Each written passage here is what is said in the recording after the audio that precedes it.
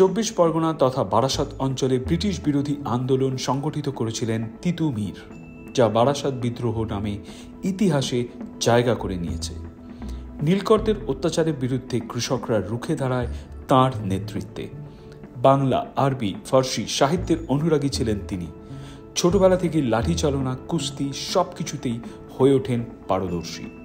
জমিদাররা ও ইংরেজদের অত্যাচারের বিরুদ্ধে নারকেলবেড়িয়া অঞ্চলে গড়ে তোলেন বাঁশের কেল্লা। বারাসাতের কালেক্টর আলেকজান্ডার বসিরহাটের দারোগাকে নিয়ে তিতু মীরের বিরুদ্ধে অভিযান চালালেও পরাজিত হন। অবশেষে লর্ড বেন্টিংটের বিশাল বাহিনী ধ্বংস করে বাঁশের কেল্লা। পরাজিত হন তিতু মীর। বারাসাতের বিভিন্ন জায়গায় সেই ইতিহাসের প্রাচীন ছাপ আজও লক্ষ্য করা যায়। আজ স্বাধীনতা সংগ্রামী তিতু মীরের জন্মদিনে বাংলা লাইভের শ্রদ্ধার্ঘ্য।